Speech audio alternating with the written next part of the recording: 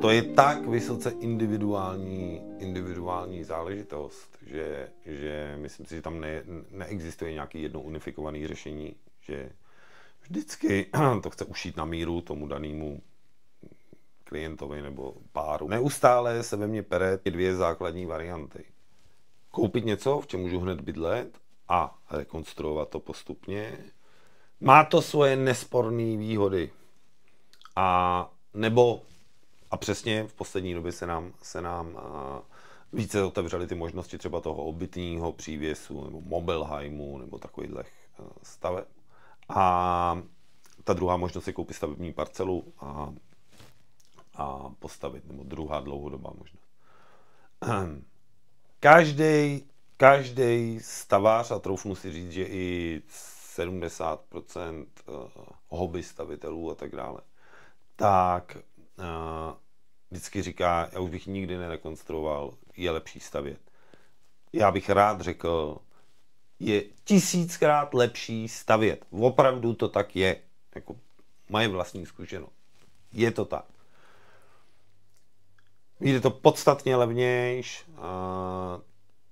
U té novostavby, dneska, když ty energie už jsou pro velké množství lidí jako relativně nedostupný, nebo aspoň se to pro ně stává už takovým zásahem do rodinného rozpočtu. Doteďka to bralo třeba 5% a teď už se bavíme o desítkách procent.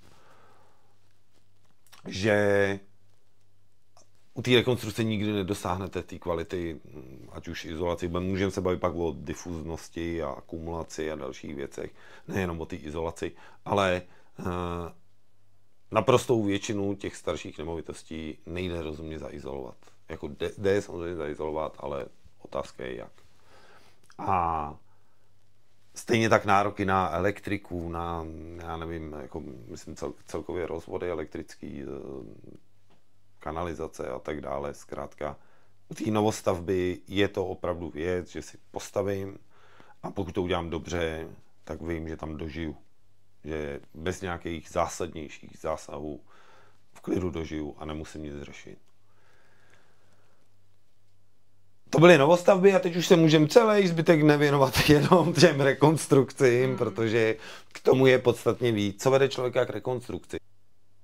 Velmi záleží, kam se stěhujete na té lokalitě. Jo? Pokud je to lokalita normální vesnice,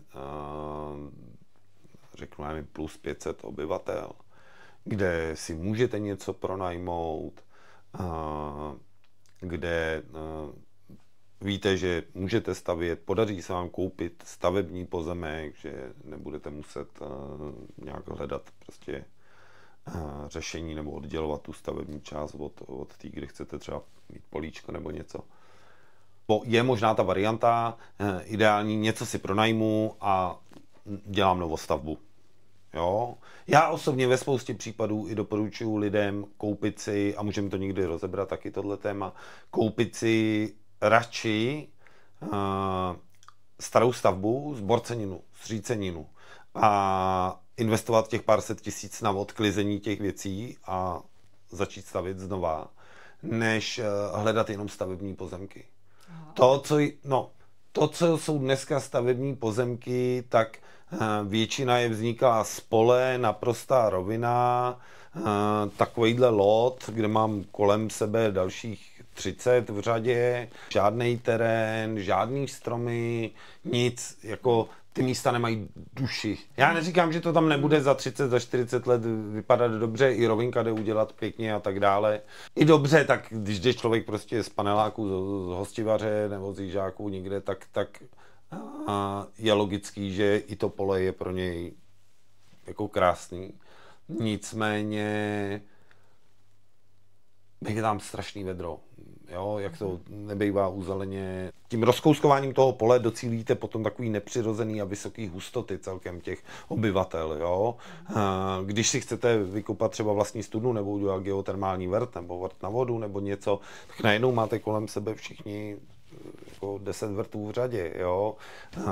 A tak dále, a tak dále. Prostě mně to přijde nepřirozený, tenhle ten způsob a necítím se na těch místech dobře, mě ničím nezasáhnou. A radši si připlatím x set tisíc korun, koupím zbořeninu a někde v původní zástavbě, kde jsou ty hranice pozemku nějakým způsobem přirozený, stejně tak ta vegetace, stejně tak vodní zdroje a tak dále.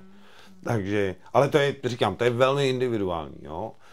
Takže jde to ve vesnici, kde si můžete něco pronajmout, tak je asi opravdu nejrozumnější, nejefektivnější a nejméně nervově náročný zvolit tu variantu toho, že si něco pronajmu a najdu si nějaký, buď to dům, který postavím znova, nějakou zbořeninu, nebo si koupím prostě stavební pozemek a vystavím.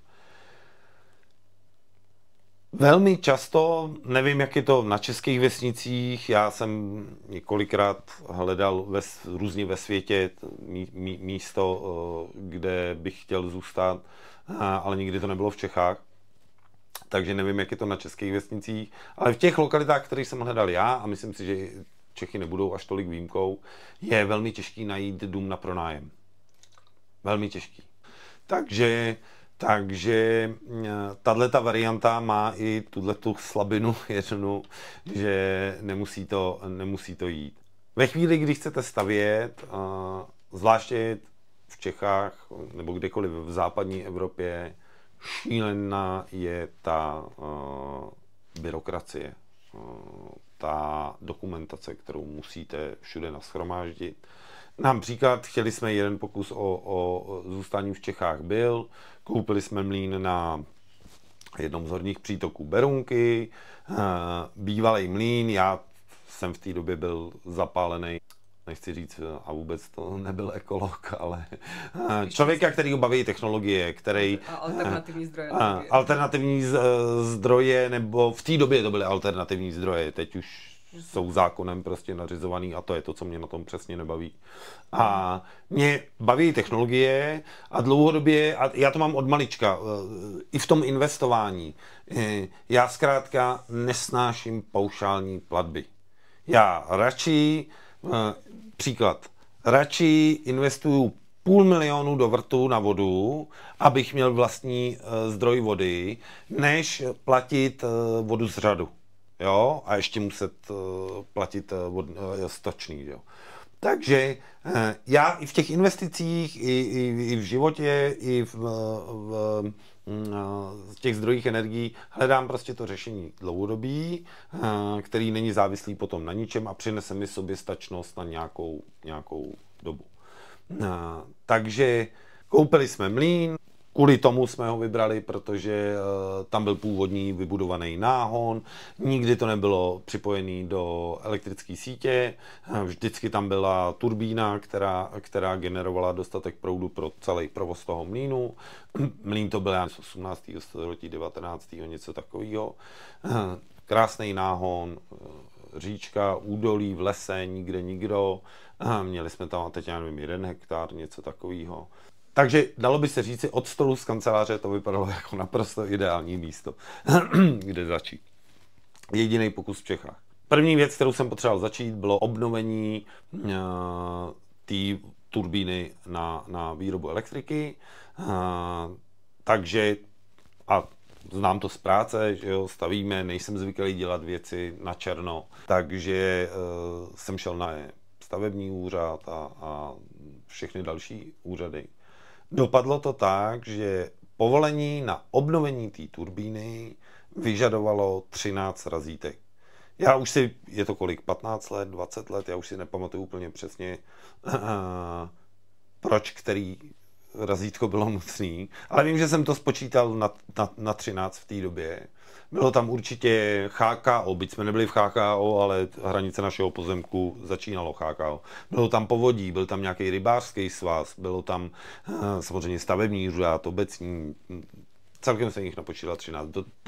Teď už po těch letech jako si říkám, jestli si nepamatuju nějak moc těch razítek, ale už mi to přijde úplně absurdní, že potřebuju na tohleto 13 razítek. Další věc, která byla v těch Čechách neakceptovatelná, tak v v těch Čechách je to velmi složitý, že se tam velmi prolíná to zemědělství s tou zástavbou. Jo, právě jak jsme se bavili před chvilkou o těch pozemcích, které vznikají na těch polích, původně to byly pole, a hned vedle máte část, která zůstává polem, a to nejsou pole, že tady ten pěstuje tohle, tady ten tohle. To je řepka, komplet. Jo? A když to není řepka, tak zase se zadotuje nebo vybere se nějaký jiný privilegovaný druh plodiny, která se tam pojede, která se vyplatí v té době. A bude to vždycky monolit.